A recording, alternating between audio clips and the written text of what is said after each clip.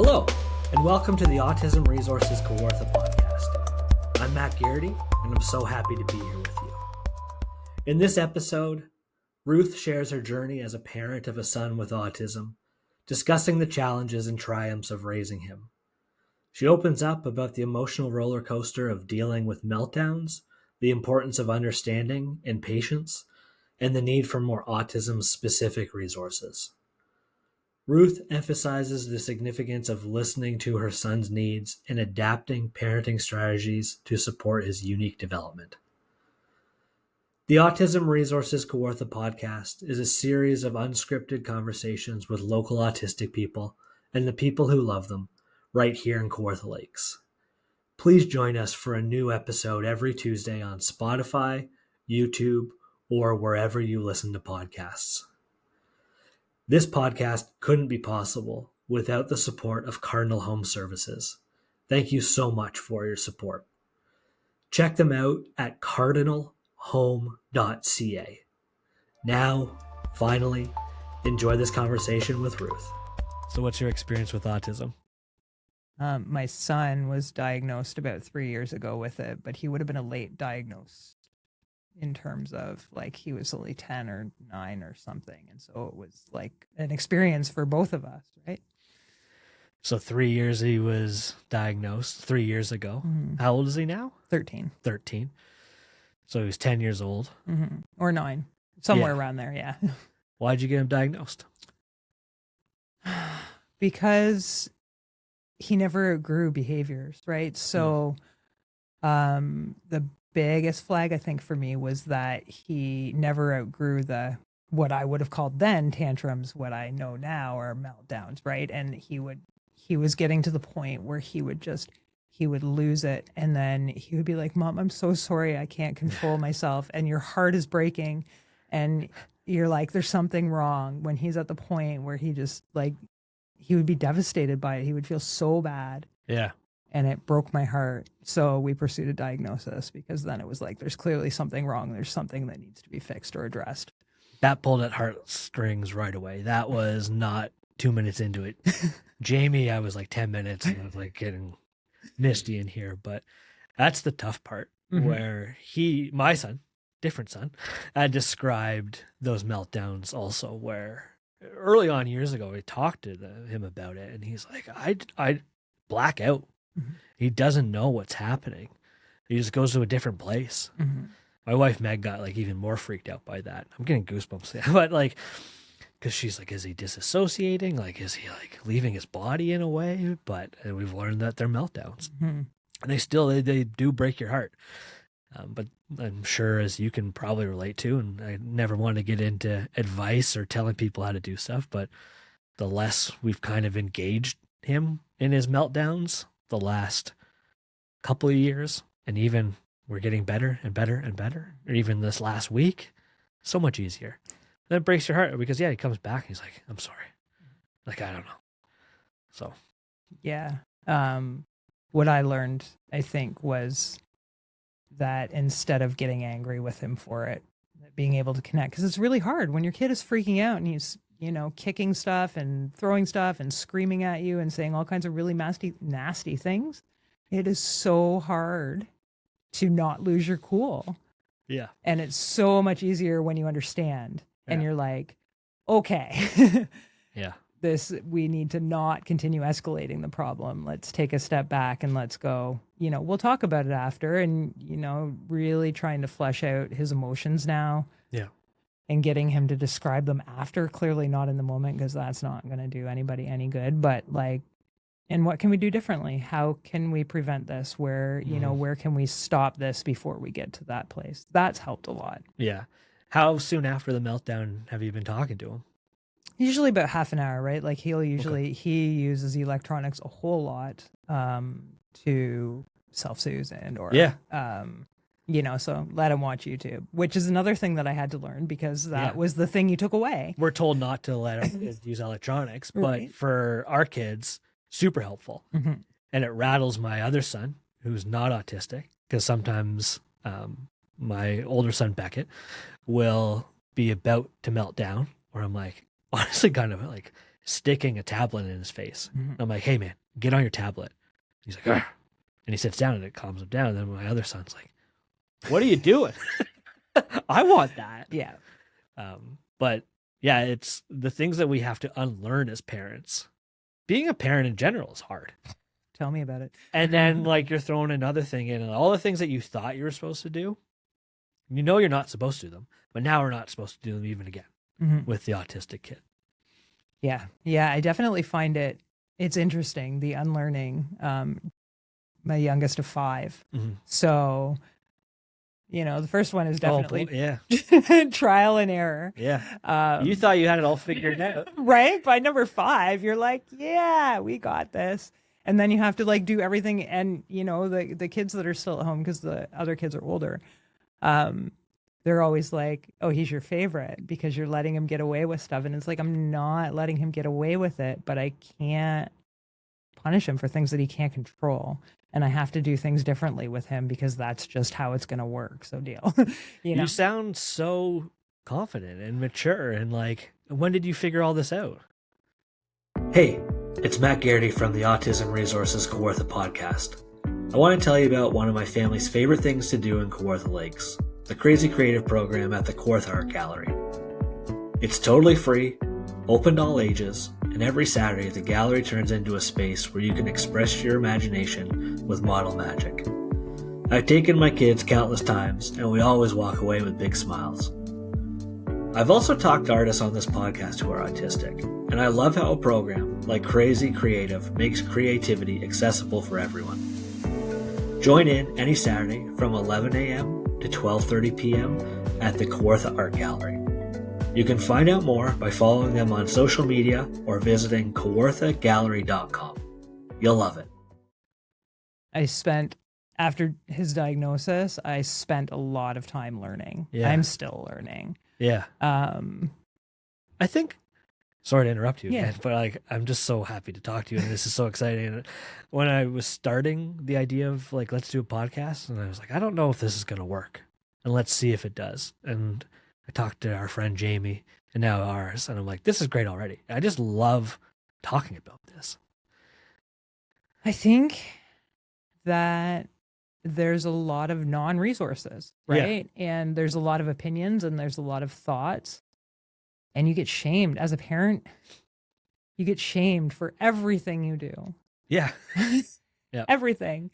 And then add in special needs or how you have to do it differently that looks completely different from whatever anybody else, especially older generations who will look at you and be like, what are you doing? Why are you letting him do that? Can't you just control him? And it's like, it's not that simple. I've come to a place with myself anyway, where I just need to do what's best for my kids. And it's probably why I sound confident, because it's like, no, he's struggled long enough. Like he spent his whole, till he was at least 9. I can't remember the exact how long he's been diagnosed. Masking. Yeah. And there would be some days when I would pick him up from school and we wouldn't even make it out of the schoolyard before he had a meltdown because he'd gotten to a safe space. And it would be like, what is going on? And I can remember the first time his teacher saw him, because she happened to be there, and she was like, because she couldn't believe, because he was totally perfectly happy, total perfect child at school, right? He's really incredibly bright. So there's never been, and I remember after he was diagnosed, one of the people that we were working with to get some resources put in place, and she was like, he wasn't flipping desks, so he was missed. He wasn't in a wheelchair. Right. So he was missed. Yeah, he wasn't, and he wasn't acting out. And then about maybe 2 years ago, has it been 2 years? On top of the autism diagnosis, he's now also diagnosed with depression on top of the autism, and a lot of it centering around school and being at school. Okay. Which is a really fun, challenging thing, because he just doesn't want to go to school, and he outweighs me now. So how do I make him go? Yeah.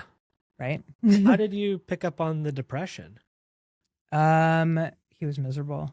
He was absolutely miserable. All the time?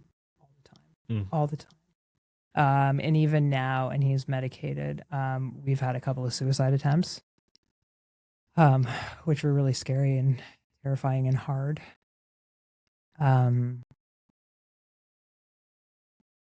But just the misery, and he lives in his room. He won't shower. He won't engage with anything beyond his computer, really. Mm-hmm.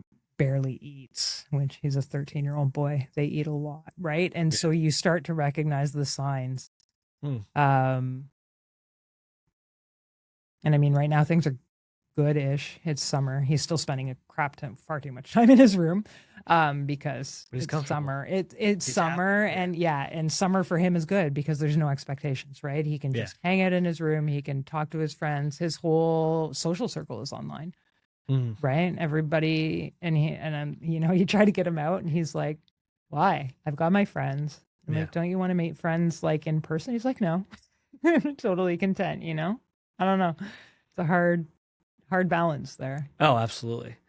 My son is good in school, masks a lot, but so anxious, and has been so anxious and really like challenged, like separation from day one at school. Now it all made sense. Mm-hmm. So like he loves summer and not having to go and do anything. And this summer, I think, is the first summer where we've learned, it's not perfect still, but we've learned not to push him. That's been the theme of this whole school year of our learning, of not pushing him to do stuff. So this year, midway through the year, based on like some like consulting with I can't remember if she's a doctor or a therapist or whatever, but anyways, it was like, if he doesn't want to go, don't send him. And I was concerned, we were concerned, are we losing momentum? Mm-hmm. Like, if we're not sending him, is that hurting him? She's like, no, they're completely different. They're wired different. They need their tablet to soothe and all these other things that some other kids might not need. So we found a huge improvement the second half of this school year when we just, Wednesdays, you're not going to school. Did you do like did you just do a set day and say that's? I think we asked him. We said, because Mondays were like the worst. Tuesdays would get a bit better.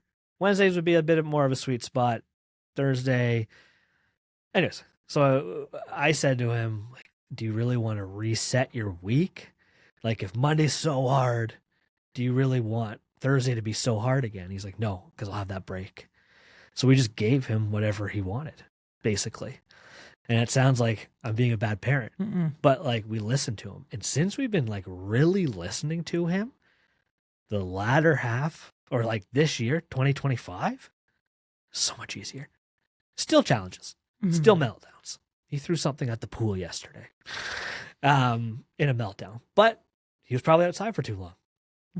And like, we've had an emotional week with some other stuff. But the more we've listened to him, it's been better. And like, we haven't lost momentum with that. We thought more of like, hey, do we get a curriculum book or anything for him next year? We might do that. But also, he's a smart kid. He's a really good reader, loves reading. They're doing like a reading challenge. I'm a part of a reading challenge at my house right now. Read more this year than I've read in years, which is good. But he's read like 10,000 pages of books, comics or whatever too. It's like, he's a smart kid. It's too much for him at school. Right. And I was scared about the momentum, but it's been literally no issue. And he loves it.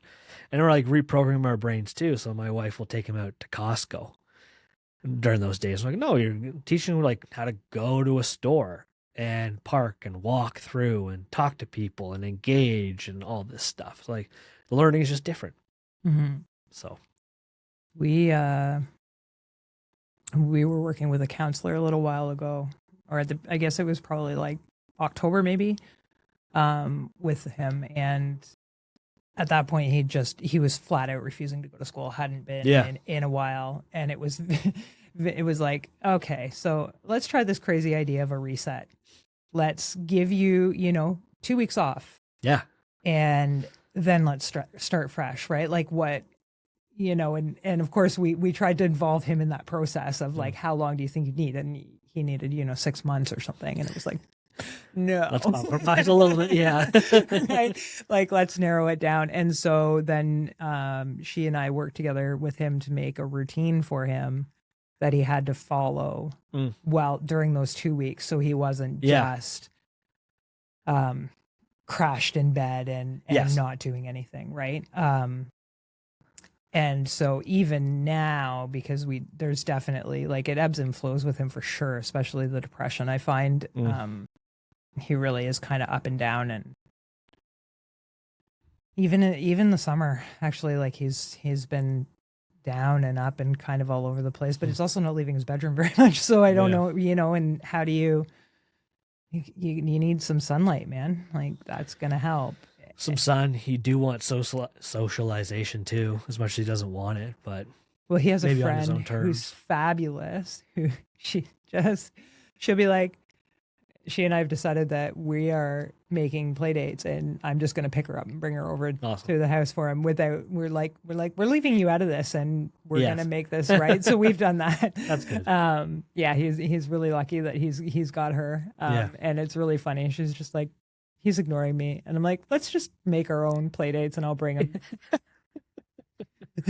And then he's like, oh, and it's fine. So, and his older sister's, she's really super helpful. And like, she often will come and take him out and get him out of the house. But yeah, it's a huge challenge. And sometimes, especially when you're crazy busy, and you're like, it's just easier to let him be in his room in his own little cave, and he's fine, he's happy, he's even though he shouldn't be in there gaming all the time. And it's like, but he's quiet and he's happy. Yeah, and he's happy, right? I don't know what there's got to be a balance. I've been thinking about this a lot in the last little bit, because it's like, wow, he really I see him for when he wants food. And that's really about it, right? So you're kind of like, okay, how can I? Anyway, that's still a work in progress for me for sure with him right now, but we'll get there. We'll find what works, and hopefully, in August we're going to look at how we can make school a little bit easier.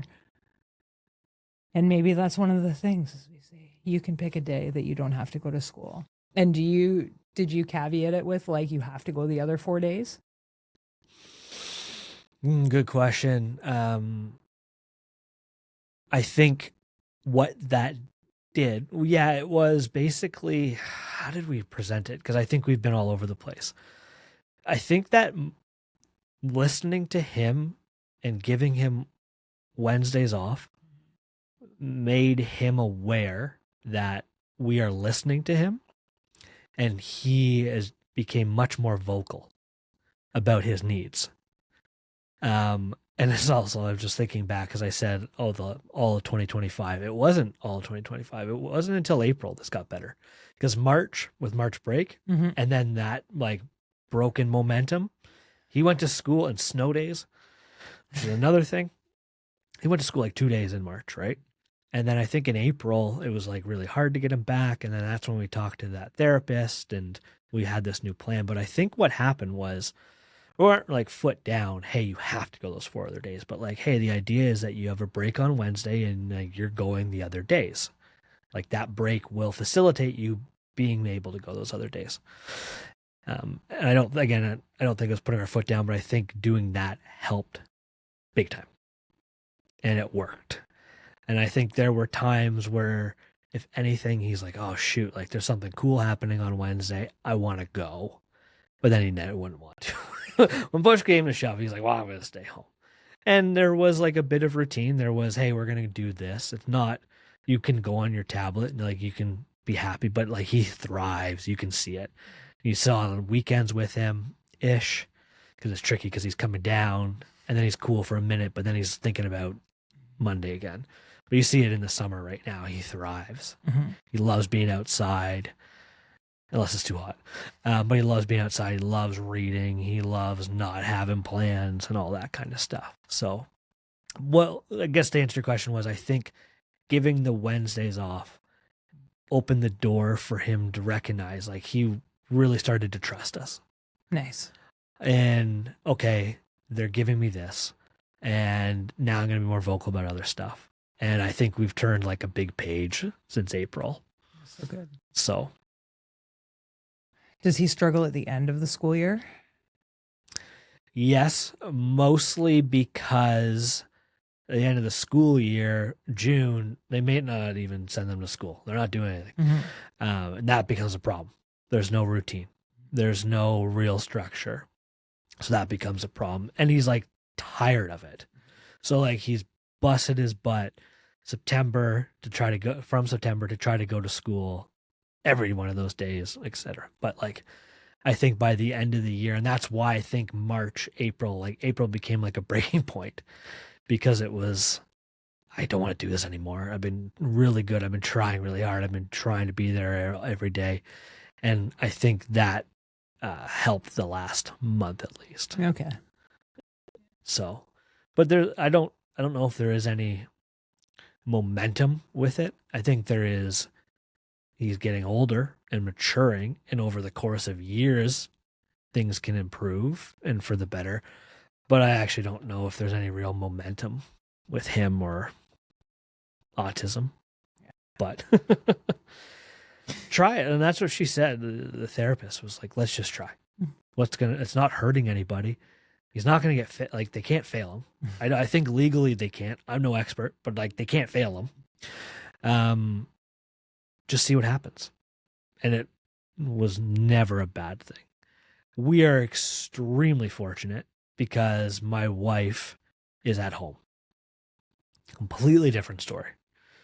What your situation would be like. So like that's a whole other thing. And I'm now realizing like, yeah, we're extremely privileged in that way where we can do that. And I'm working from home, and there's situations now where if I don't have to be out of my office, he can just hang out upstairs or whatever, right? So would it be the same for your son? Is he can you leave him on his own? Oh yeah. Yeah? Yeah, Okay. yeah. He'd be fine. And I mean, ultimately he would just hang out on his computer, even without, because the way that we approached it, one of the many approaches we did last year, and that one kind of stuck, is that the internet to his devices is shut off during school hours. So if he's at home and he's at school, he doesn't have internet to his computer. He doesn't have internet to his phone. Right. He still has TV, but that's it. That's all. Like he just, because he'll game too much, or like he'll get himself into trouble. Well, yeah, because he'll game too much. And it was kind of like the hoping that if he didn't have it, that it would be more enticing to go to school. Oh, yeah, okay. One of the days that kind of broke me was there was a day that we had a scheduled power outage at home. And this was near the end of the school year, which is why I was asking you about how it goes for you at the end of June, because I think he made it one day in June and he was done school like at the end of May. Like he just couldn't do anymore. It's just too much for him. Yeah. Right? Yeah. But we had no power. It was a scheduled power outage. He knew we were going to have zero power. So there's literally nothing for him to do there. He chose to stay home instead of going to school. And that was another like, okay. He really hates it there. Yeah. Yeah. And you just keep learning, right? You find what works, I guess. I mean, I think you've definitely hit the nail on the head a little bit with the listening. We spend a lot of time talking about what do you think? Yeah. What do you think? And he'll be like, I don't know. Yeah. But I think it's cool that you're involving him. And I think that's important too. He has to be a part of the conversation. Well, you can't just make up, like, who wants that? Whether you're neurotypical, whether you're neurodiverse. That's the thing. Who wants to be told what they're going to do, right? And I mean, I've always kind of approached that way with my kids, probably some to some detriment, because you're like, yeah, people give you weird looks sometimes, but it's always been, I don't want to tell you what to do. I want you to be able to make the right decision on your own when I'm not there. So you were always like that, even with like your firstborn? Not as much with him.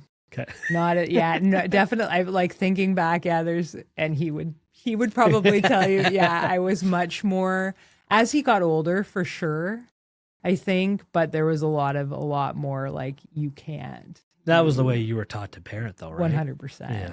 And I was young. I was super young when I had my first, like I was 20 when I had my first son. It's way different when you have kids in your 20s versus kids in your 30s. You're a little bit more grown up, right? Yeah. And you've lived a whole lifetime in between there too, right? So yeah, if there's one thing I'm confident in, sort of still feel like you're failing every single day, but like my kids love me and they know that they're loved and that, right? And I'm safe. I remember so many counselors and be like, well, you're their safe place. And I'm like, oh, that's great. Thanks. I'm so glad I'm the safe one that gets everything dumped on them, but they know they're safe with me. And so while I say it in that tone, it's like, no, I actually am really glad that my kids feel safe, that my house is where they want to run when they don't feel well, or when they, when he's had enough at school. We live fairly close to the school. Yeah, so he comes home. He just leaves the classroom and comes home. And it used to be very concerning for everybody until we all realized he was just coming home. And we lived really close to the school, so it was like a 3-minute walk for him, right? Yeah. And so sometimes he'd be home before they'd even realized he wasn't there because he would just literally get up and leave. And so it got to the point where like they would just call me and say, he's left. He didn't tell anybody. We tried a few different approaches with him with that, where he had to at least wave at the secretaries on his way by so they saw that he was going, because everybody knew he was coming home. He wasn't going to go run and take off, or he was just coming home. He just wanted to be at home in his safe spot. So that's what you want too. Like every parent talks about, if you get into trouble, come talk to me. I'll be there to help. I don't know how many parents are actually acting on that though. Yeah. And it's cool that we do. And I think our generation does differently of, yes, we are including you in these conversations. We do want you to kind of do your own thing, figure it out, not on your own, but like we want to be your safe place. We're not here to get you in trouble with stuff. We're here to guide you. I've always, well, not always, but recently, probably in the last 10 years, maybe, I saw this like meme somewhere that was like, be who you needed when you were younger. Yeah. And so I really try to, like, what did I need? Okay. I did hypnotherapy for a couple of years. And a part of that is, this is going to sound like off the path now. I didn't mean it to, but a part of it is, how are you feeling back then? And go to young Matt and tell him how you feel now, hug him and tell him what he needed to hear then. And if you can wrap your head around that, like, but anyway, so like, I hear you completely. And my wife has said that, like, what would like kid Matt needed in this situation? Not to be yelled at, not to be told you're not doing it right. It's like, just listen, hug him, and we'll figure it out. So it's hard, but I strongly believe that it's hard because we are good parents. Yes. And I've like struggled a lot with like, are we good parents? Are we, you said like, am I failing my kids or whatever? But like, bad parents don't think that way at all. I'm actually very confident that I'm a good parent now. And this is new. This is this year. Excellent. But there are, like last night, my wife made me feel like we got beat. Not physically, literally, but feel like the kids just beat us down yesterday afternoon. And she's like, I was so positive a week ago, summer, and now it's like, I'm dreading tomorrow. And I'm like, but again, like, we are trying hard, and it's hard because we're trying hard. Mm-hmm. I don't think bad parents care. That's true. That is definitely true. I think, yeah. And and it probably comes back to even like thinking that I'm enabling him, right? And yeah. And one of the other things that I've really been thinking about a lot lately is because, he really, really, really struggles so hard with school. And that breaks my heart because you have to get an education somehow. There's not an online, he's begging me to put him in online school. It's hard. Right. Well, and there's not an online option for public school because he's only going into grade 8. Okay. And I don't know that I want him to do that. Like I kind of want him to try. And I'm really hopeful for high school that maybe once he gets to high school, he connects with someone or more than someone and finds his spot, Yeah. And I don't want him to miss out on that if he can handle that, But also it's like we live in this different world that even if he can't go out and physically work a job, there's so many opportunities that he could work online, and he's a computer obsessed. So that won't be a hard, you know what I mean? He can do something computer related or like, it's not like, I mean, you want your kids to grow up and be successful. And success doesn't have to look like you go outside the door every day to get to your job. Yeah. Right? It can look totally different. And I love that we have that opportunity now, and it makes me feel a lot better. Something that's been going around in my head a lot in the last a while. I've thought about the same thing about him not being in school permanently, and trying to remove like my own ego and thoughts from that as well. And the socialization thing would be a problem because like he does have friends there and he gets along fine. And like I went to track and field a couple of months ago and watched from a distance, like he's accepted, he's loved, and no one's looking at him funny, and it's all good. Kids are very different than when we were kids too, right? So I'm worried about that. Like, okay, if he never wants to go to school again and we put him in STEAM or forest school, which he never wants to do because it's raining and he doesn't want rain on his face. But he's like, I wonder, like, okay, if he does school from home all the time, is he going to miss out on like having conversations and going to dances and all these other things? But I think there's ways around that too. I think you have to go and like not force, but like, okay, now we are going out to the grocery store. We are going to this event and all these other things. And I think there's the opportunity now to find those pieces that you would be missing from school. Yeah, that's very true and a good way to look at it. Yeah. I really don't know what we're going to do, right? Yeah. I don't know. Let's make it through grade 8 first and then we worry about, because then you're into the transition into high school, which is a new school. Is he excited for high school? One of those like really nice moments was a few months ago. We were talking and I was trying to get him to volunteer at Ampere at the camps, which there was one summer that for whatever reasons in Joey land, he like loved it here. And sorry, I'm thinking Joey's World. He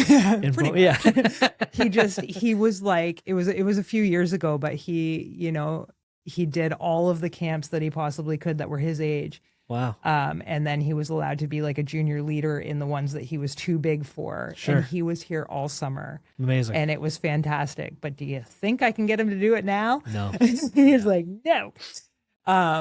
Which is really too bad, because I think he really, like, he was so engaged that summer and he was so happy, and like he was bouncing out the door to go to camp and just disappears quickly, right? Yeah. And then, we're back to like, I don't want to do any of that stuff. I don't know. Maybe and it's all things like Ampere does so many things that he is super engaged in, right? And it's like, why don't you want to go there? Anyway, it's probably the depression. Yeah. So my son was here for what? Was it the makerspace? I forget what and why, but he found out about the camp that Ampere did here for Minecraft or coding. Mm-hmm. And he's like, I kind of want to do that. And he doesn't want to do camps and anything. We literally made him go to a camp a couple of years ago. This was before we were listening too much. And it was the same thing where he had special person there with him. It was great. He had a good time, but like the separation was too much. And he said, talked about it recently. I'm like, do you want to go back to that? He's like, no. I'm like, you went a couple of years ago. He's like, yeah, it was horrible. You guys made me go. And I'm like, cool, cool. But now we're listening. Anyway, so I was talking about this Minecraft one, and he's like, yeah, I want to go. And I'm like, well, it's this week. He's like, okay. And he's like, well, how long is it? I'm like, it's like 8:30 to 5:30 or something. It was pretty long. He's like, that's too long for me. And I'm like, okay. And then I'm like I don't want to force him. But then the next day I'm like, so you want me to sign you up? He's like, no. And I asked him like every day for like a week. And it was like very clear he didn't want to. But it's just such a shame because it's true because there are resources and there are things out there for them. And they just don't want to go and do it for whatever reason. But and sometimes if you can get them out the door, then they're okay. And they like it and they enjoy it. I think sometimes with my son anyway, he's very just like completely 100% opposed to any idea you have or I have, which might be the teenager. Yeah. All right. He like, I can go through a list of 100 different things. Like, let's do this. And he will just keep saying no. Yeah. And it's like, are you even listening to what I'm asking you anymore? What you want to do? I almost said that last night to my boys. I said, I wanted to say, and I didn't. Like, are you actually listening to my question or are you disagreeing because your brother wants that thing? And it was the only reason why I'm convinced they wanted the other thing. Like, because I know you guys both want this. I know you well enough. It's just so many challenges on challenges. Mm-hmm. So 100%. How do you think having an autistic son has made you a better mom? It's made me more patient, more kind, more understanding. I would like allowing me to look at things in different ways, and outside of the scope of what everybody else would tell you is the right thing to do with your kid. I've spent a long time learning and trying to be a good parent, and learning different ways to parent and not being, years and years and years ago, I was a yeller. Yeah. I was the mom that was always yelling at my kids. I had 5 kids. It was very busy. It was very chaotic. It was very hectic. Sure. You always thought that's what you should do, right? You just yell at them and they're going to listen. That's how you were taught. Right? Yeah. That's what you see. I did a bunch of courses. Not perfect. I will still yell. It's very rare. And it's so rare that if I raise my voice a little bit, why are you yelling at me? Which makes me feel really good because that means I've done my job in that I've gotten much better at that. I don't yell anymore, or I try really hard not to yell anymore. And so I think like that having a child with autism has just kind of built on that, on all of that. I've done a lot of learning and growing as a parent over the last 10 years. I mean, continually, but really focused on it. For me, it was a really big focus to not yell. And so I worked on that. And I was kind of on that path anyway. And then, having a son that made me look at things differently and realize that. And I would say it's like especially the meltdowns, because those were really hard to deal with. Yep. Especially when they're beating themselves in the head. He'd sometimes be like beating him and you'd be like pinning him down so he can't hurt himself. And he's just freaking out even harder. And that's the thing that you have to learn was like, okay, I'm going to purposefully yell because I think that's going to scare him or like set him straight. It doesn't work. Like it's the opposite effect. Trying to engage him when he's trying to hurt himself or somebody else, like bear hugging him, doesn't help. And it's the hardest thing to do because like there's the fight or flight thing of I need to like fight to protect myself or somebody else. And then also like I don't know what else to do here. Like my ego is even being challenged, right? It's hard. Yeah, it's so hard. Yeah. All of it is hard. And it's just, you've learned how to be a boy mom, a girl mom. You thought you had it all figured out. Did, right? But just like honestly, you should be proud because think about how far you've come in those 10 years you've talked about. Oh, so far, Yeah. it like an Yeah. incredible amount. And I really feel like this is just built on that for me. It's definitely it's made me a more compassionate human all around, right? Yes. Because and I always thought I was fairly compassionate to begin with. Mm-hmm. But you really don't know what's going on in somebody else's life. Yeah. And so taking away that judgment that we all do, that helps. That helps you be way more compassionate than than you would anticipate. Yeah. I hate being told what to do. So, and I never do it, which I think is a positive thing. And just the idea now of, yes, understanding. I'm not telling anybody else what to do. I even felt uncomfortable telling you, like, hey, here's what I was doing with my son. Not to tell you what to do, but like, it's a hard thing. Well, and I think that the more conversations that we talk about what we're doing with our kids that work, Yeah.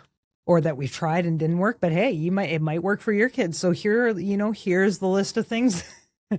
There a lot, that worked or that didn't work or that we tried. Maybe it will work for you, because I don't think that there's enough talking about it. Really. I really don't. No. And one of the things I was scared about with doing a podcast for this was I'm super open and I'll use whatever words I want. You were worried about swearing.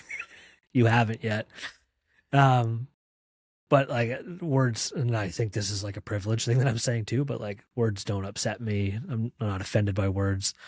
So I might say a bunch of stuff that's going to upset a lot of people. But I think we just need to talk about it and normalize it and talk about, like, my son has a disability. He has a special need. I need to be there for him and talk about that and get everybody more comfortable with that stuff. So 100%. And it's much more, there's more awareness about it even just right down to like having more diagnosis than what probably you and I when we were kids. Oh yeah. Had that option, and those kids were just the weird kids. Yep. Right. They're the disruptive kids. They're the trouble kids. They're the kids that you weren't supposed to play with or whatever. They'd snap in class. So it's just a different world. The kids are so different now. Like my son in kindergarten, was it? Not so much, because that was COVID. Wasn't in the class much. Like afterwards though, like they were evacuating, which was like an awful word for it too. Because like he'd get upset and he'd be like knocking stuff over. So they'd evacuate the classroom. And I swear I spoke to a kid recently whose mom, like, we're close with, and like, hey, do you remember when that used to happen with like Matt's son? Like, no, they don't remember. They don't care. Like, they're kids. And like I was saying, like, I watch him with other kids and like, it's all good. So it's nice. Well, and it's interesting how they perceive it. Yeah. Because he will tell me, I have no friends. Everybody hates me. Nobody talks to me. Okay. And then you bring it up to the teacher. Like, no, he's totally engaged. He's, there's people that he talks to, but he's also a boy. He doesn't like sports, which that's a huge thing, right? He is not a sports kid, will not engage. No. Like will not engage. It's like, that's a hard no. You're not moving him from that. I'm not going near a soccer ball. I'm not going near a hockey net. We're not doing any of that stuff. That's really hard when you're a young boy. Is he interested in sports? He just doesn't want to participate? Does not want anything to do with them. Nope. Okay. No, it is a very hard line drawn in the sand of absolutely not. We went on a family vacation a couple of years ago, and we had rented a trailer, so we had this big field that we could play in, and we'd bought all these random toys from the dollar store just to and one of them was a baseball bat, and it was really funny because he actually engaged with that for a little bit, but I think it was just because we were out and it was just us and we were all just... Yeah. But no sports. It's all loves Minecraft. Like, Yeah. loves I Minecraft. think that's a prerequisite for anyone with autism. Right. You have to love Minecraft. And the stuff that he can do in there is like, wow. It's crazy. Right? Like, especially when they started to where they are now with it too. Have you ever played it?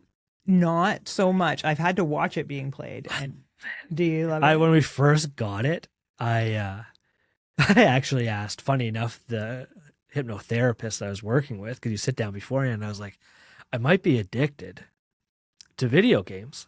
And they're like, really? And we're talking about it. She's like, no, you're not even close. But like at night, like I would get on it, and I'm like, I was wanting to play it a lot. So like anytime my wife would leave the room, like, sweet, I can like hop on Minecraft. And then I would be there for hours. Like it would be midnight, 1 o'clock. I go to bed at like 9. Yeah. Or earlier actually at the time for a couple other reasons. But like I was like worried I was addicted to it. I just get lost in it. And then every once in a while I would be like, what are you doing? I'd have that moment where like another part of me was like, you're wasting your time. But anyways, we loved it. He's like, both my kids still like it a lot. And it's like amazing the stuff that they were doing at first and where they are now. Yeah. Yeah. I don't know. I think he still plays it a little bit. He's kind of like moved on to the Spider-Man game, No Way Home. I think he loves that game and will play it over and over and over again. But he always goes back to it, right? Even if he leaves it alone for a little bit, it's like comfort food. Yeah, they always have like their hyper fixations, but this one's like a constant. Yeah. Yeah, it's so fun. Yeah, and he'd be like, Mom, look what I built. How? Yeah. I'm not a video game fan, so I'm just like completely lost in it, right? Yeah. It's like, wow. And I was gonna like think about why they like it so much, but I'm thinking about some other games that we play, video games like together, like racing ones or whatever. And he's not as good and gets so frustrated and gets upset and he's losing. And it's basically like sports, but on a video game. In Minecraft, not really like that. Just kind of plays around. You can lose, but they just respawn, they call it. So I think that's maybe why. It's just now sports, but video games, they don't want to deal with it. Minecraft's just a safe place. Well, and it's ordered too. You think about like putting the bricks together and right? So satisfying. Yeah. Yeah. Organized chaos. If you're not into Minecraft, don't try it. Just don't get into it. Because for a while I was like, this is so much fun. It wasn't too long, but it was a month or two. It would be like I'd spend 4 hours at night playing. Wow. Once the kids were in bed or whatever, and like my wife would go to bed, and I was like, I'm getting on this. And I'm like, I'm gonna go on for an hour and be like, I can't get off of this thing. But then there's a little voice that's like, this is ridiculous. Like, you're wasting your time. Like, I know. Okay, I'll stop. And then all of a sudden, I just snapped out of it. But maybe it was what you needed at the time. Yes. In hindsight, it was like, and maybe it was a part of me that was like, hey, I want to engage with what he's into or they're into too. Yeah, entirely possible. Yeah. What do you think Kawartha Lakes needs for autism? That's a great question. More resources for sure. More, you kind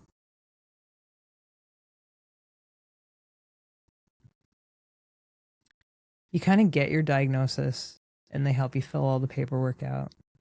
And unless there's like a much higher need than what we have, you're kind of left on your own. And you don't really know, like at one point we were working with the OAS for the urgent response service after his first suicide attempt, or it might have been when he was just talking about dying all the time. And she was fabulous because like more autism specific therapists even. Yeah. Right. That are well versed in it. I think that would be huge and is a really big need. autism-specific professional services I've been Yes. thinking about. So like dentists. Mm-hmm. I think we found one. We're taking them next week. But my wife went into it right away with, hey, are you good with this type of individual? The first one said no. And she's like, goodbye. And the second one's like, yep, we've got a bunch of patients. We'll assess that day who might be the most comfortable with him or vice versa. And we'll figure it out. I'm like, oh, this is great. And this is great information for us to have to like pass along to you and other people. Right. Mm-hmm. So, yeah, the resources in that way, a directory, but more autism focused professional services. Yes. Yes. And maybe even expanding it to just neurodiverse in general. Yes. Yeah.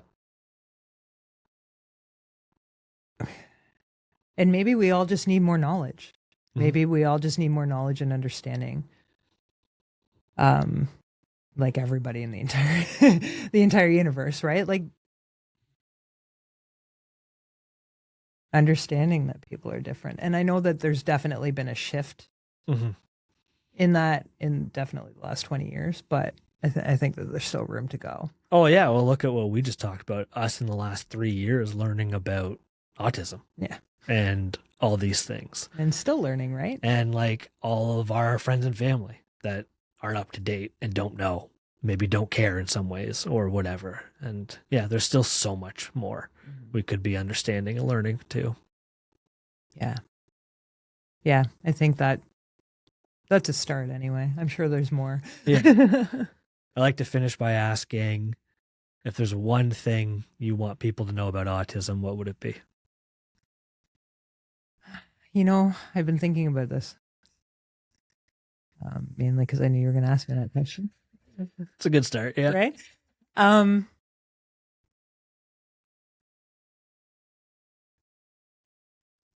just want people to know that they're not broken.